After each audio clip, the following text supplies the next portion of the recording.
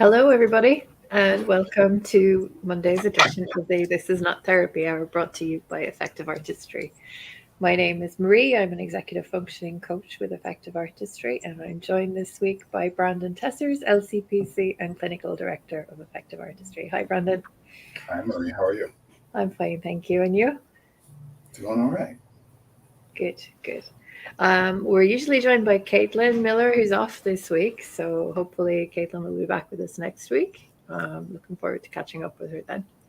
A little bit about Effective Artistry. It's a neurodiversity affirming therapy practice based in Northbrook, Illinois, um, and licensed to work with therapy clients anywhere in the state of Illinois. There are also a couple of executive functioning coaches at the practice. I'm based in Scotland, and Sarah is another coach who's based in Illinois, and we can work with you anywhere in the world as long as you have an internet connection. Um, Today's conversation and every Monday's conversation is not therapy, as the title would indicate.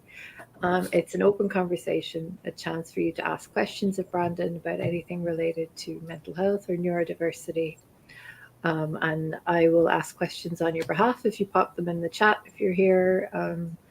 Normally, we have a topic lined up, but if you have a particular topic you want us to discuss, we'll go wherever you'd like the conversation to go. So if you're here in the chat, feel free to join in and ask questions or give us your thoughts. That's everything. So, anything been on your mind this past week, Brandon? Sure, lots. This morning in particular, I was thinking a lot about embarrassment and things related to that. I don't know if we have a topic selected or what's been on your mind. Or I was thinking a little bit about back to school, college, university, because it's that time of year. And thinking about younger people in particular and the change in routine and how to make that transition easier for people because yeah. transitions are hard. But I like the topic of embarrassment. What triggered that for you? Um, some thinking that I was doing related to there's, for people who don't know, there's been shortages, at least in the States, on different ADHD medications. Hmm. And I take Vyvanse, and the prescription that I take, 70 milligrams, was unavailable for a couple weeks. I was off the medication for a couple weeks, and that's still unavailable. But my doctor prescribed me a lower dose of 40 milligrams that I started taking about a week ago. So I've been thinking a lot about ADHD meds and how they impact you. And yes, this is the live session. Yeah. And embarrassment was, there's some other things related to that too, that it kind of, I was thinking about, as I often do, like, what is embarrassment? What are the mechanisms underlying it? Like, what's a way that we can describe that concept, and how does it interact with different things? And obviously, in particular, I was thinking about ADHD medication. I was thinking about things like leadership and synchronous versus asynchronous communication. A lot of it prompted by thinking about like my personal, I used to run a game of Dungeons and Dragons with my group of friends for a long time, and haven't been doing that for a couple of years. We still get together some, but haven't been doing that, and then making connections between that and all over the place.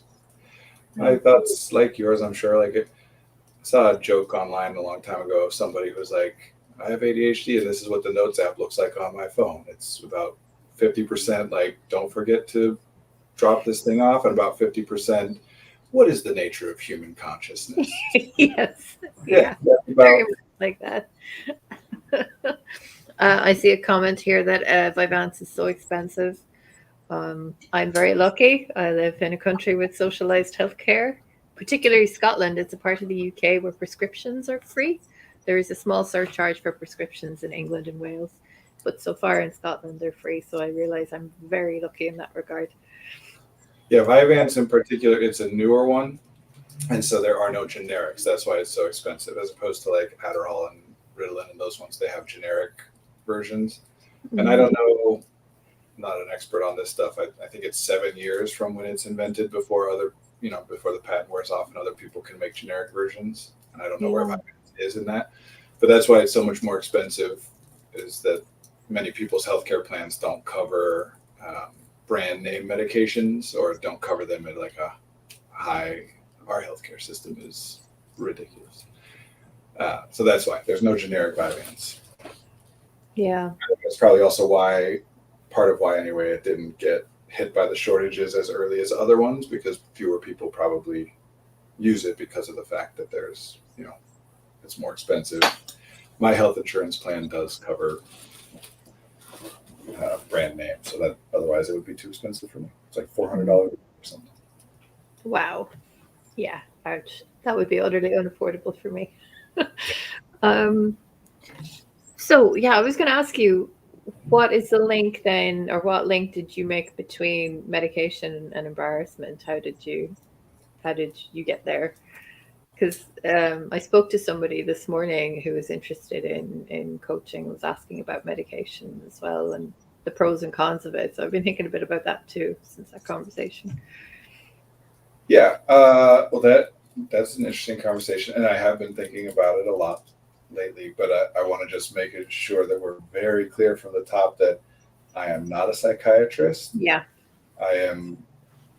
I'm pretty sure I'm like legally barred from giving people advice on whether they should or should not take medication. But even if I'm not legally barred from it, it is never my intention to tell people that they should or should not.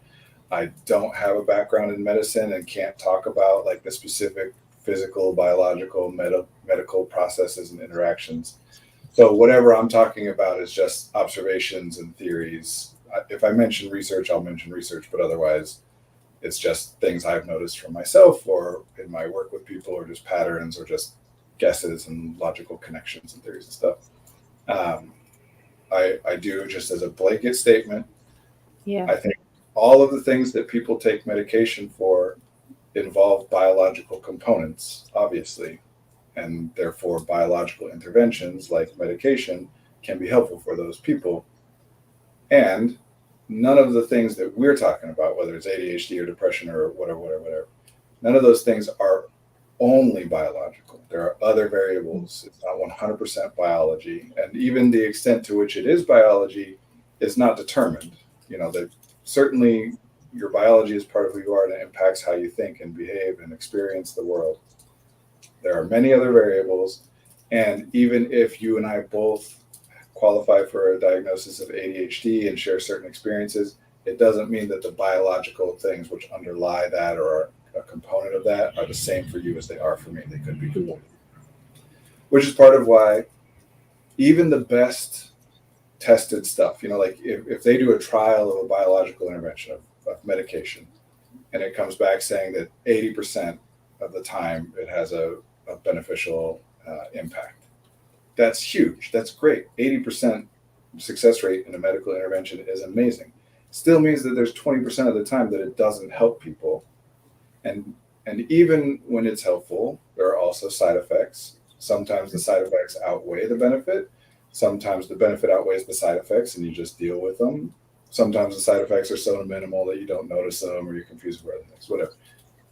It is never as simple as a person should or should not take medicine for these kinds of things. Obviously, I'm not talking about like if you have diabetes, I'm talking about disorders, not diseases. Yeah. It's never as simple as someone should or should not. It's never as simple as that it will help you or it won't help you.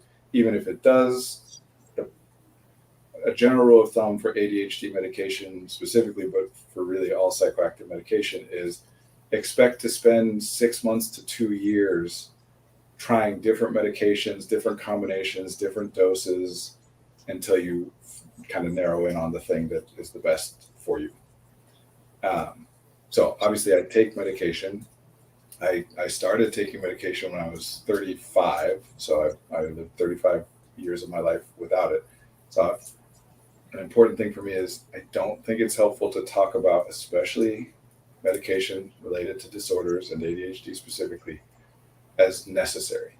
No, If absolutely. think of it as I need medication or I don't need medication, then that causes all kinds of problems, including that even for me, for example, I take the medicine and it is helpful in some ways. On balance, there's upsides and downsides, but on balance, it's something that is more help than it costs me at this point in my life. I don't know if that will always be true. Uh, but I will sometimes get stuck in, oh, but do I really need it? And all my clients will talk about that. I take it, but do I really need it? I feel like I'm cheating. I feel like it's not bad enough that I don't really need it, just as they do support generally. I don't think that's a helpful way to talk about it. So this is personal experience. This is theories, anecdotal observation, and that's it. If you are interested in it, you think it might be helpful to you, talk to your doctor. That's the person that can help you navigate this stuff. And not all doctors are great at that, but it's the best option you got. If your doctor's terrible, try and find a new one if you can. And not everyone has those options. Yeah. I think what I said today was that medication can be helpful, but it's never a magic bullet. There's so much more to factor in. And a lot of people manage their ADHD or whatever without medical intervention. So there are other avenues you can explore. I'm very sensitive to certain medications, so I take very low doses of things and very quickly report any interaction effects. So I'm always, I would err on the side of caution, I suppose, personally. And I'm always interested in finding other ways to manage things that may not involve medication. So it's not for everybody. That's my long-winded way of saying it's not for everybody, and that's okay. Yep. It's not a good thing to take it or a bad thing to take it. It's not a good thing to not take it. It's not a bad thing to not take it. It's just a thing, and it impacts you in the way that it impacts you. And if that's something you want to explore, you do it with your doctor, because that's the person who can prescribe it and help you monitor things. And if you have a psychiatrist, great, but you can also just start with, I think you would also call them your GP, your general practitioner. Yeah. You're like your primary doctor. Start there. Yeah. So yeah, there's all that. Now, having said that, here are my theories about medication broadly when it comes to disorders. Again, disease and disorder, we've talked about in the past. I won't spend a lot of time doing it again. They're different things. Disease, we are able to observe the mechanics of what's happening. Disorder, we're just observing the experience, the thing we would call the symptom. And then the disorder itself is a way of categorizing those symptoms, not a way of talking about the thing that's happening, which makes those symptoms happen. Because disorders involve behavior, and like you were just saying, Marie, behavior is what we call multivariate. It involves so many different variables that we cannot isolate any single one of them and say definitively this is the thing that is having the impact that we're observing. So it has to be a process of trial and error. You have to just try it, see how it's going, and report to your doctor. And then you keep fiddling with it until you find something that works well. So one of my personal theories, maybe I use the word theory a little differently than typical, and this might be a relevant place to talk about it. A lot of times when people say, I have a theory, they mean, I believe this is what is happening. Like, this is how things work. I don't mean that. To me, a theory, when I say I have a theory, I just mean I have a thought that could potentially explain why some of the things I'm thinking about work the way that they work, but I have no idea if it's accurate or not. And some of these things you can never test them to know for sure. That's just the way that, the kind of thing I'm thinking about. So there'll always be theories, things that are interesting and potentially, hopefully, useful. That's the most important thing to me. Is it useful to me to think of it this way? Is it fun to think of it that it might potentially be that this is how it is? But it definitely is not like this is how it is, I'm pretty sure, or I think this is how it is. Of course, sometimes I have a theory that I think that's how it is, but that's not what the word itself means to me. Okay. So in this case, I find it useful to think this way. I find it useful to think of these kinds of medication the same way that I think of any other chemical.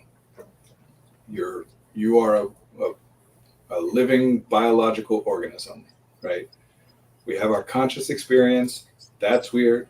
We don't exactly know what it is. That's kind of the nature of it. But it definitely relies on a physical, biological brain and whatever. Your conscious experience is not the same as your brain. But if you don't have your brain, or if your brain gets all messed up, like explodes, you don't have a conscious experience anymore, to the best of our ability to tell. So it relies on biology. Yeah. And what we can say is that changes in that biology are reflected by changes in the conscious state as well. It's, again, difficult to say exactly what we mean, like cause and effect, but we can say, for example, when you're hungry, you're more irritable. That's a biological thing that correlates with a conscious thing. And then when you eat food, you're not as irritable, generally speaking, right? So the things that we do to our biology impact us consciously, but I don't think it's quite so clear that it's like X to Y, directly across. And so if you put a chemical in your body is composed all of different chemicals arranged in different ways, it impacts you. Food is a chemical, water is a chemical, right? Obviously, there are differences in that without food and water, you will die. Those things are required in order to sustain yourself, whereas without a medication, the kind that we're talking about, you likely won't die. Well, you definitely won't die biologically speaking. It might lead to other things, but it's still just a chemical you're putting into a body. And I don't think that medicine or food or drugs or the air you breathe or any other chemical that comes into your body, I don't think it enables you to do something which your body is not already structured to theoretically be able to do. Yeah. It doesn't grant you some ability that you don't already have. Because how would that work? There's not an extra part of your brain that isn't normally used that all of a sudden is used. Nothing you're putting in your body contains neurons in it, which add into your nervous system and make it all of a sudden capable of thinking thoughts that it couldn't have thought before. Yeah, this is the stuff of sci-fi movies, right? Right. Yeah. There's a reason that we're fascinated by the idea of superpowers and things like that. Yeah. And obviously medication, as well as illicit drugs, as well as food, as well as water. Obviously these things change how we feel, how we think, how we act in whatever ways they do. So that's not to say there's no impact, but I don't think it's useful to think of it as granting you some ability you don't usually have. In fact, I find it most useful to think that it incentivizes and disincentivizes different behavior, primarily through disincentivizing things, right? Like if you drink alcohol, you behave differently. You think and experience things differently than if you don't. And there are things about that. There are elements of that which are desirable given certain context, enjoyable in certain context. And there are elements of it that are undesirable or painful or uncomfortable, and the context can change those things around. But nobody is thinking that, by drinking alcohol, I have granted myself the ability to be courageous, right? They might say it that way, but if you press them, they'll say, well, yeah, I'm like less aware of myself or less in control of myself and things. Yeah. And I think that's important. When you inhibit a certain way of being that you usually are, like when you change something, even by taking something away or making it more difficult or impossible, then your body responds by shifting resources into some other direction, which changes your experience. So with ADHD medication, specifically, this is my kind of experience of it, the way I find it most useful. It doesn't make me more able to do anything. It makes me less able to do some things that I usually do a lot of. And therefore, I don't do those things.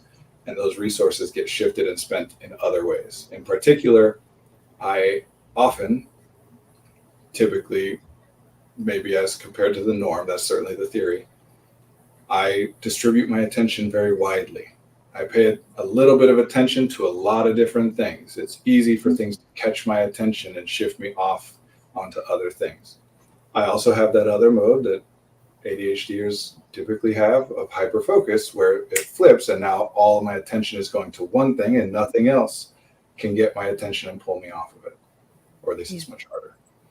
I think the medication makes it less efficient for me to distribute my attention widely. To me, when I first started taking the medication, it felt like putting blinders on. Like it narrowed my ability, it reduced my capacity. My automatic response is to just pay attention to everything all around me and treat it all like it's equally valuable, more or less. And then now it was difficult to pay attention to anything other than the thing that I'm pointed at. Not necessarily physically, although, yeah, literally the thing I'm looking at is often the thing I'm most focused on. And because of that, that means that my attention is distributed in a more directed manner. I pay, it's narrower but deeper, as opposed to wider and shallower. So I think that results in me making fewer connections, right? I'm not being as creative, quote unquote, in connecting A over here to Z over here, because I'm not paying attention to both of them at the same time. But it makes me much more able to continue on and do further work and refine it on the thing that I'm focused on, instead of getting pulled in a bunch of different directions. I think the same is true for how it affects my energy level, because certainly I feel much more energized when I'm taking the medication. But again, I don't think that the medication breaks the physical laws of the universe and creates energy out of nothing. Obviously, some chemicals, we do turn those things into energy, but there are pretty strict physical relationships governing how much energy can be gotten from how much of something. I think what that more likely is about is it reduces interoception. As part of reducing my attention to a lot of different things, I pay less attention to the interoceptive signals from my body. I am less likely to notice a feeling of hunger or thirst or tiredness. So subjectively, I feel energized, because feeling energized is just, you don't typically feel energized. You feel tired, or a lack of any signals that you're tired. You do, sometimes you feel that adrenaline, or you get that excitement, whatever. But generally, feeling rested is about a lack of any exhaustion signals, rather than a presence of a rested signal. Mm-hmm. Just like feeling content is about a lack of pain signals, not a presence of not in pain signals. And we know that. That's probably the most commonly discussed side effect of ADHD medication is decreased appetite. You don't notice being hungry. And in fact, even thinking about eating sometimes, depending on who you are and what you're taking, can make you feel like, no, I can't, I'm full. It messes with the way you perceive your own body. Yeah. So then to me, what that means is I am more likely to spend energy while I'm focused and not noticing, without considering the fact that I am pushing myself. And to me, I don't always crash when the medication wears off, but I sometimes do. Just like I sometimes crash even when I don't take medication. Yeah. Because to me, it's more useful to think of a crash as, if I spend all of my energy, if I push and whatever, and I don't rest and recover, then I will get really tired, which is more likely to happen to me when I take the medication than it is when it's not exclusive to that. But it effectively creates a pattern where I am much more likely to spend energy from the hours of, 9 or 9:30 or 10, depending on when I take the medicine, to 8 o'clock at night, as opposed to when I'm not on the medicine. That is something I sometimes do, but it's more likely that I'll feel most energized and spend most of my energy from like noon to 3, and then kind of a lull, and then from like 7 to midnight, 1, 2 a.m. Mm-hmm. I always used to struggle going to sleep at night, and difficulty sleeping, insomnia, is a potential side effect. But for me, I have an easier time going to sleep since I've started taking the medicine. I'm more tired by the time I mean, a lot of days 8:30 rolls around and I'm having a hard time keeping my eyes open. And is that because you have been able to direct your attention to something and just focus on something, work through? Is it because of reduced interoception? Is it because you're not eating or drinking regularly and you're just... I think the first thing you said, being able to focus, I think that's a result of the actual mechanism. Again, my theory, which is the second thing you said. It's less likely for something else to catch my attentional processes and take me in a different direction. Again, focus is not a thing that you can be granted.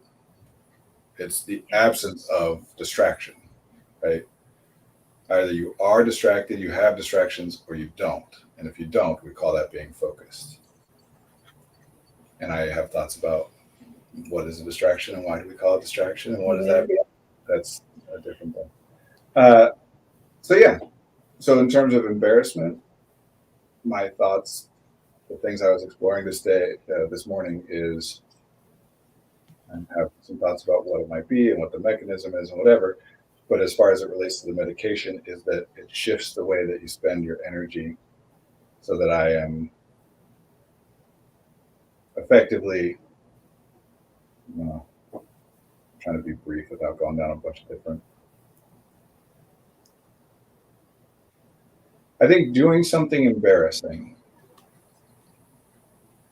or, that you might potentially think or people might think would be embarrassing is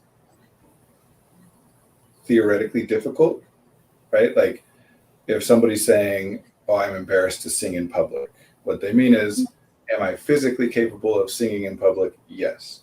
But there is some impulse, some thought, some feeling, which even if I were to have the impulse to sing in public, I quickly respond to that by saying, nope, not going to do that. I override that impulse.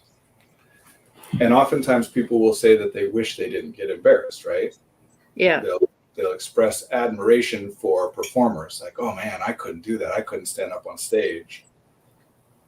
Because there are some things that are potentially embarrassing or theoretically embarrassing, which are also valuable. And the fact that they are embarrassing or potentially embarrassing means that it's less likely that a person do it, and therefore it's rarer, which means the value you get from it is kind of even more impressive because it's difficult to get that. Yeah. I do embarrassing things a lot. By which I mean like things that people would generally say they would be embarrassed to do the same thing. Or that if someone were responding to it, if I were doing it and the person that I was around didn't like it, would be very embarrassing. But if the person I'm around, and like getting up and singing on stage is very embarrassing if everybody in the audience thinks that you're doing a terrible job. If everyone in the audience thinks that you're amazing, it's not embarrassing. So it's doing these things that are taking a risk. Yeah. And I've always had a pattern of this is theoretically embarrassing, right? Like to get on the internet and just talk extemporaneously about embarrassment and ADHD medication, whatever, is a risky thing. Yep. If people don't like it, it's, ooh, that's embarrassing. And if they do, great, it's helpful. And my theory about myself is that I am so sensitive to social data that I'm reading in the moment that you, Marie, are interested in what I'm saying. And so I don't get embarrassed because I'm confident in my read of you that you're interested in what I'm saying. Yeah. Later on, I'll be embarrassed because later on I'll think, yeah, I think everybody was interested in what I'm saying, but also that's some pretty ridiculous stuff that I was saying to put myself out there and say stuff like that, like I have any right to say what I know, right? That's been a typical pattern. And then the flip side is, especially for me when it comes to asynchronous communication, writing, right? I love to write. I don't generally share that writing. I hate writing to communicate with people. I write songs and record them. I don't then show them to people. When I create something where I don't have a person right there in front of me to be able to read, do they like this or not like this, so that I can know that it's not embarrassing. Especially the longer something is. If I send you a quick one message, like one sentence text, even if you don't like it, that's not that embarrassing because you just read a quick sentence. It's not a big deal. If I write a 7-paragraph text, send it to you, if you don't like it, that's really embarrassing. Yeah. Like I put that much time and effort into it and made an assumption that you'd be interested in reading all that and etc. If I write a book and people don't like it, that's really embarrassing. If they do, then great. So for me, how the medication comes in my theory of myself, my own observation, is what I used to call, or could still theoretically call, rejection sensitivity dysphoria, which for me is about writing. I think of a thing And I start to write it and I edit it and edit it and edit it and spend an hour thinking about how people might not like it or might interpret it in some way that makes them upset or gets angry at me or whatever, and try to edit it to accommodate all that, but just keep thinking of more ways people might not like it, and then I just don't send it. I think about texting somebody that I haven't texted in a while. Maybe I start drafting and blah, blah, blah, blah, blah. But maybe I don't even get to that. Maybe I just say, yeah, and I don't think they'd want to hear from me. Yeah. Or I think about calling someone or emailing someone or sharing a picture or a piece of writing or a song or whatever with someone, and then I get embarrassed and I don't. Well, to me, one of the most notable impacts of the medication when I take it is a real drastic reduction in that, what I would call rejection sensitivity dysphoria. I have a thought to text a person, I text them. I want to share a piece of writing with somebody, I don't sit and say, well, I already thought they might like it, or I wouldn't have had the thought to share it. I don't sit and then do, well, what if they don't? And what about this? And what about that? Or at least I'm much less likely to. I just share it. I email and I call, which is very, very helpful in terms of running this practice to be able to do that stuff. And I think it requires a certain, when you consider, you have an impulse to do a thing, then you have a thought that it might be embarrassing, and then you do it anyway, requires energy. Yeah. Some kind of energy. And so I spend more of that. Even though it seems easier, I'm still overriding that, oh, they don't want to hear from me. I'm just like, yeah, they probably do. Or they can tell me if they don't or whatever. And so by the time the night rolls around, then I have less of that. Then it's much harder for me to say, I'm going to push for this thing. I'm going to be embarrassing this way. Like DMing the D&D game in particular. I do a lot, like I do full on voices and personalities and manner and faces for my characters. I develop these worlds and build these adventures that are like very earnest and very enthusiastic, which if somebody likes that, like my friends that I play with, is wonderful. We've had some great, enjoyable times. If somebody doesn't like that, thinks it's weird or lame, then it's much worse to be like, oh, wow, he's doing voices for the goblins, way more embarrassing. Yeah. So it's harder for me to do that. And it's harder for me I lead so much during the day running a thing, right? I just have to make calls and answer questions. People are not sure to do this or that. And I just say, this is what we're going with, whatever. That takes a certain kind of energy that I have less of. So then when the night rolls around and I'm hanging out with my friends, it's harder for me to say, this is what we're doing tonight. It's more, what does everybody want to do? Yeah. This really resonates because I haven't been taking my ADHD meds for a while because of other health issues. So I've had to stop taking them. And the thing that I had noticed when I started taking my ADHD meds was that my rejection sensitivity, as they call it, was much reduced. But I couldn't figure out why. When you stopped taking them? When I was taking the meds. And so I'm more aware of it now that I am a little bit more reluctant to put myself out there in some ways. And I don't know if that's directly attributable to the meds, but I do see some connection, but it's just really hard to piece it together. But what you're saying makes a lot of sense to me. Something else I noticed was that I was able to regulate my emotions a bit better when I was taking my meds.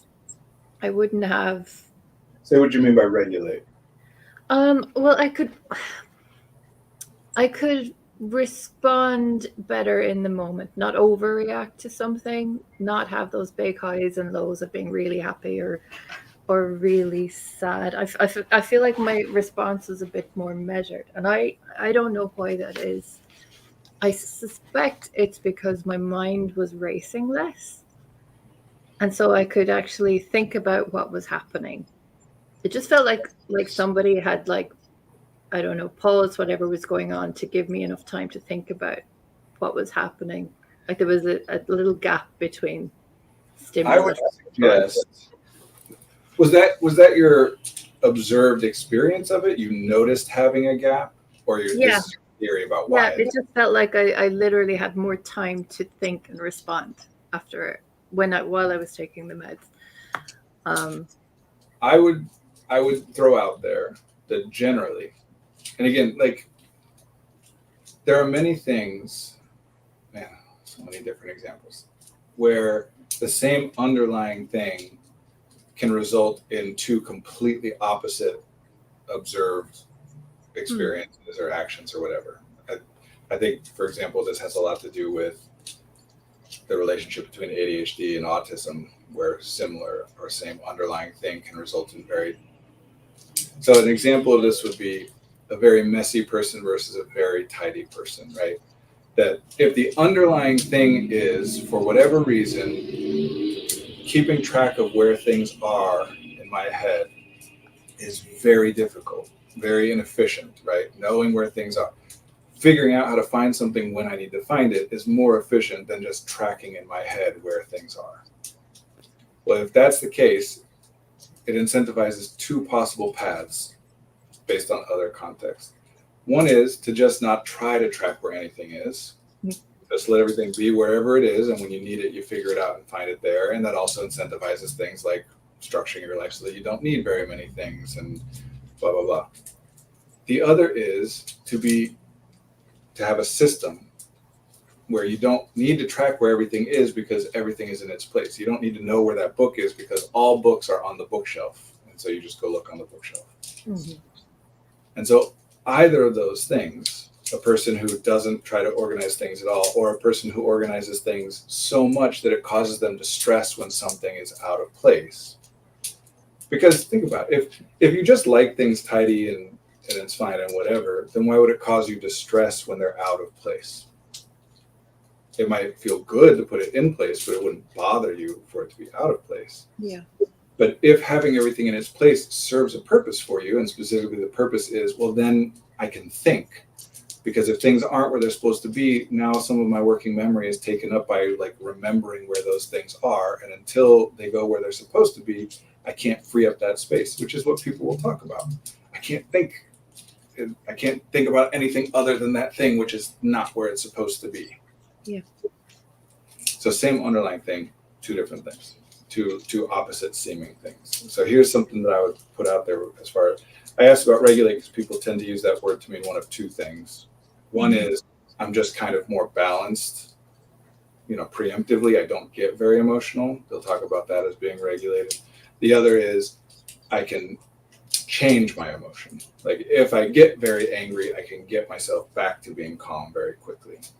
I think it's that. I think for me, it was, I could feel that I was having a big emotion, but it was like time would stop and I could say to myself, what would help you in this moment, rather than leaning into it and just having big feelings all over everything and everybody. It was as if something was stopping me from getting there.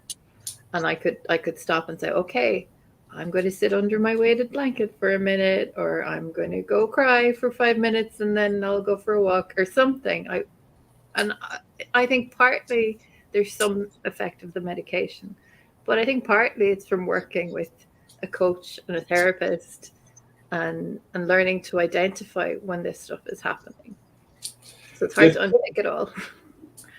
Of course. And that's the thing. All these variables, it'd be so much easier if we could suss out directly, this specific thing. When I eat raisins, I get real antsy, or what, that'd be nice. That's kind of why we try to make it be like that as much as we can. So for me, I feel less emotionally regulated when I'm on the medication. When I am not on the medication, I'm like the chillest guy you ever met. Nothing really matters. Everything's fine. It's all good, which has been really nice and helpful in my life in some ways and really problematic in others. You can talk about it in terms of like, procrastinating something because, it's fine. Whatever. Doesn't matter. We'll get to it. Everybody relax. But also makes you very helpful to a lot of people to have somebody around I don't get angry. You do what you do. I don't get angry at that. Yeah. I don't get stressed. I'm not trying to rush you or press you about doing this or doing that. Whatever you're doing is you're doing. when I take the medicine, I'm more likely to get dedicated to, no, this is what I'm intending for it to be, or this is what it's supposed to be, or this is what I'm expecting it to be. And somebody taking it off of that is, no, and I get irritated more frequently. And again, a thing that I can track, like times where I was taking the medication where I didn't get irritated very much at all, times where I was irritated all the time for weeks, and then times again where it's like, there are other variables. But definitely when I stopped taking medicine for 2 weeks, there were some moments of just like relaxation that seemed unusual to me to experience during the day. Yeah. Because I have taken the medication during the day. Of just like, I am thinking of literally nothing except for what is happening in this moment. Where one of the other things that makes me very irritable, sometimes it's better than it used to be when I take the medicine, is thinking about, there's this thing I want to be working on, or this project I want to be working on, but I can't right now. Even if the thing I'm doing is enjoyable, I'm at the pool with my family or whatever, having a good time. But there are still sometimes thoughts in there like, yes, this is fun, but also there's this thought I have about this other thing that is unresolved, and I'm like feeling a little stressed about getting to that, and I can't focus on the moment as much, Yeah. So I would notice irritability on meds as well, but very often for me it was connected to being dehydrated or being hungry. right. So I would actually mark in my calendar, go eat lunch, or set reminders to drink water. I was referring to times where it was better and times where the times where all of these things were worse was also the time where I would very frequently, pretty much every day of the week, just not eat lunch. I'd be at work working I got to work. I didn't stop working until I went home and didn't eat lunch. And yes, not eating probably was a big factor in that. Of course, part of why I am and was vulnerable to that, and now I'm more focused on it, is because before the medication, I also would go, it's a very common ADHD pattern of, I don't really feel like eating in the morning. Eating in the morning is hard, so I just don't. Yeah. And then I'm just going through the day and I don't think about it and I'm fine and whatever. Like, I'm not hungry at lunchtime, so I just keep going. And then I eat at 5 and then I can't stop eating and I'm just snacking until midnight or whatever. Mm-hmm. So that was already my pattern anyway, which is why I think that's part of why it took me so long to identify, I should probably eat lunch even though I don't feel hungry. That probably impacts me. Yeah. But anyway, it's, how do we determine any of this stuff? I don't know. But I will say that I think in terms of what you're talking about, emotional regulation wise, but also relevant to the embarrassment.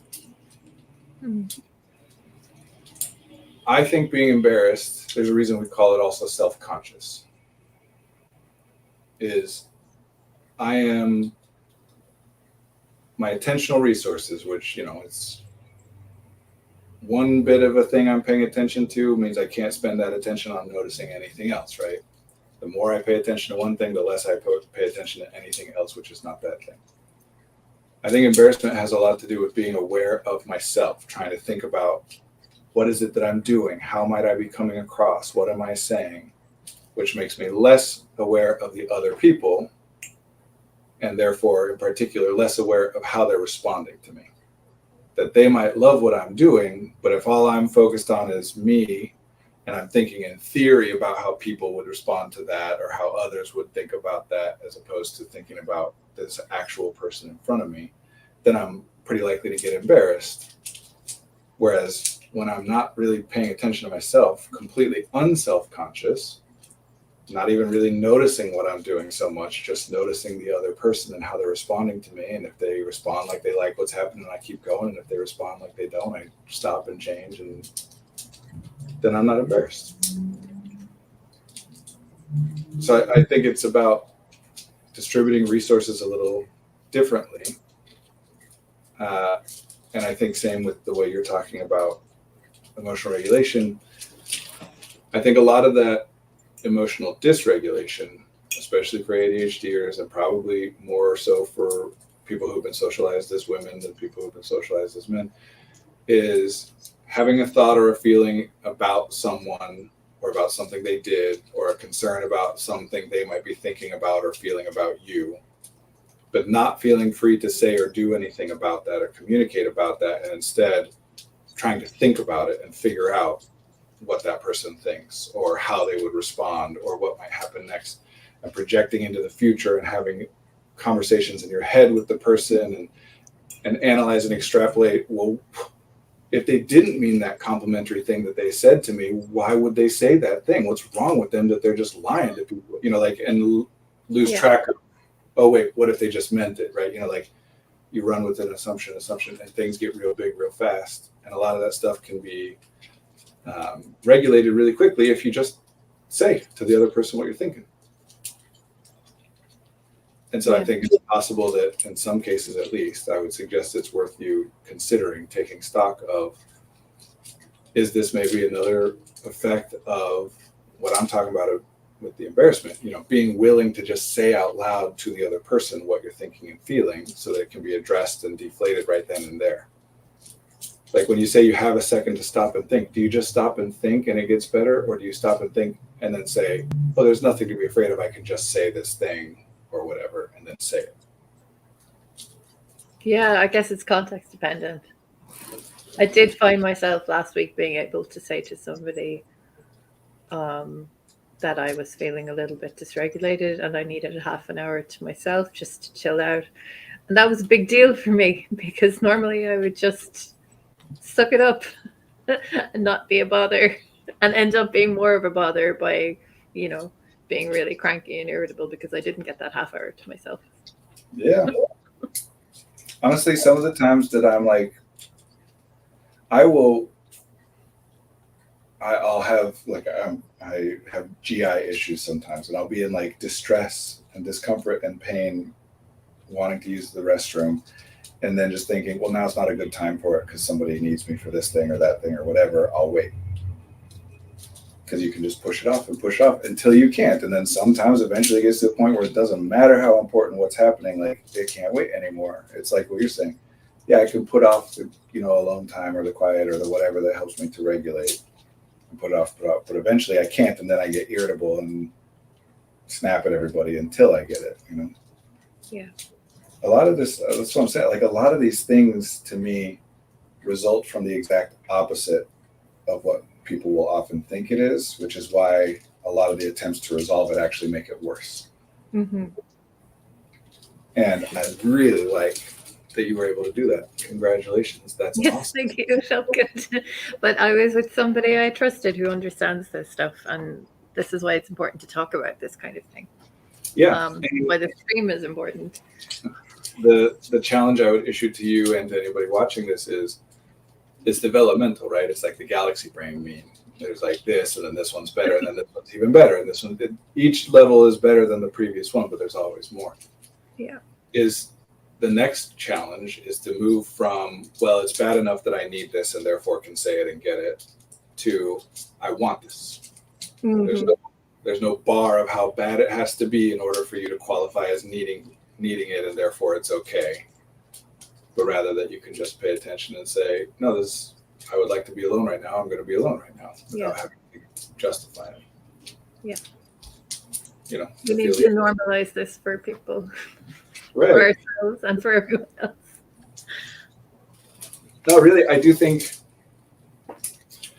how I think about neurodivergent and neurotypical, those terms and the way of conceptualizing people. But that's never to say that there aren't observable. Same with I say intelligence is not a thing or whatever. There's still observable distinctions between people, right? Like people perform differently on IQ tests. There is some reason or some thing that happens there. It's just not the way that we talk about it. Yeah. Same with neurodivergent and neurotypical. There are people who share things in certain ways with certain experiences of certain kinds, and they result in common experiences and whatever. It's just not a result of some of us have brains which are different and some of us don't, or whatever. Yeah, it's probably more that we all experience the world, the universe, differently through our own lens.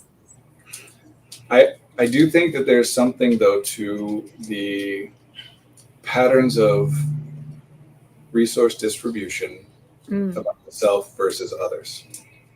Like for you to want alone time but not take it means that you're paying attention to others at a Yeah. certain ratio with how much you're paying attention to your own, like that impact doing things which make the other people happier is more beneficial to you than doing the thing which would address your own like physical comfort.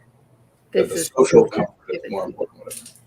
Right? Right. Yeah, this is social sensitivity again, right? Like, Right. I do think there's something there. I mean, yeah. I'm using this crass example again, but there have been times in my life where I'm like in extreme pain, like doubled over from pain because of how long I'm putting up, like I'm at a place and I don't want to use the bathroom at this place. And so I just got to wait. And then I'm like racing somewhere, like because it's embarrassing or whatever. Hmm. I mean, that's a common experience, I think, too, for people socialized as women, is that we were supposed to just grit our teeth, get on with it. We could have a whole other conversation about ADHD and hormonal cycles, and maybe that's something we should bring an expert in on at some point, Yeah. because it is really interesting. Um, but yeah, we're kind Well, of socialized to put our own needs second. yes. And there are biological components, right? Like you just talked about hormones. Although by and large, people who are socialized as women and people who are socialized as men biologically are the same They're the by and same. large. There Yeah. are very few and very minor specific differences. We think of them as very noticeable because we focus on the parts that are different. But if you look at like our genetic code, it's one little Hmm. chromosome that's different. The rest of it's the same. We're much, much more like than we are different. But there are some biological differences. And some of the ways that people are socialized are more a result of,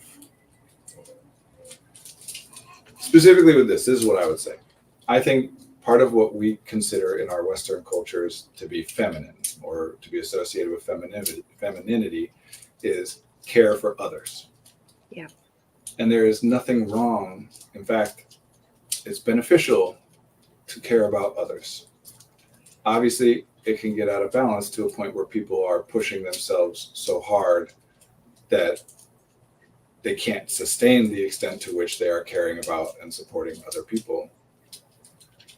But that's all that really matters, evolutionarily speaking, right? At the end of the day, if you are benefiting, if you are valuable to the other people around you, you're making everything better for everybody. As long as you can continue to do that or even do that better and better and better as time goes on, then you're good.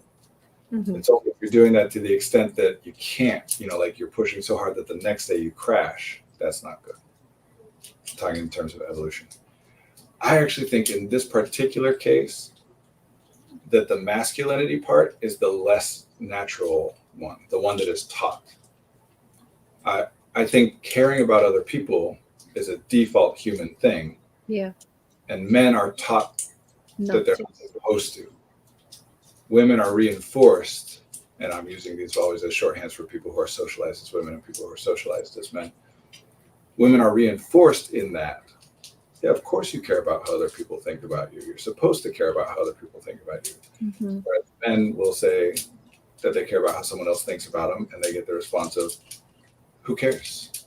You shouldn't give a crap what anybody else thinks. Do what you want to do. Do what you think is right. Forge your own path. Caring about what other people think is weakness. Yeah. It'll only hold you back. What's that? It'll only hold you back. Right.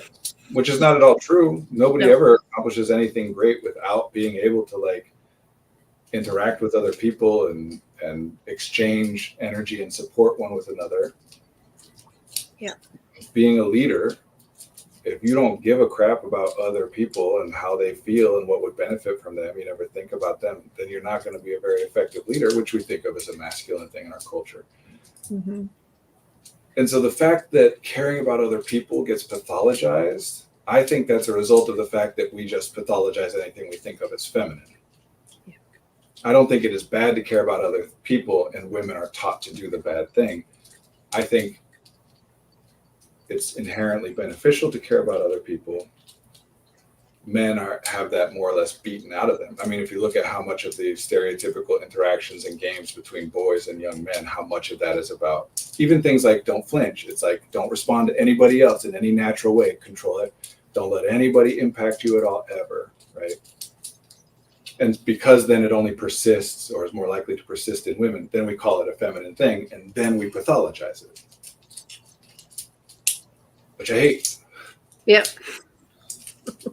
Because at the end of the day, pathologizing that stuff, as with pathologizing everything that we associate with femininity, is just a way of continuing to keep women oppressed. Because if we turn it into pathology, then we say it's about the individual woman and not anything else. You are a people pleaser. That's your problem. Mm-hmm. It's not about other people or our culture or the systems or who's asking you for what things. It's that you care too much about pleasing people. Yeah. It's about your behavior, and you Right. need to fix your behavior. You have a hard time setting boundaries. It's not that people keep asking you or pressuring you into doing stuff that is inappropriate and whatever. Nobody else is involved. You need to set boundaries better. Mm-hmm. You need to practice self-care. You don't prioritize yourself. It just puts it right back on the women to say that all your problems are your own fault, not anybody else's. And for men who find themselves in a caring role, it leaves them out in the cold because they can't even lean into any of that stuff, or they'll be seen as weak. You know, in therapy, at least in the States, 6-1 women to men in this industry. Therapists. For every one male therapist, there are 6 female therapists. In marriage and family therapy specifically, for every one male, there are 9 females. And again, I'm using this to identify self-identified, men and women. Mm-hmm. It's all self-report stuff, these research.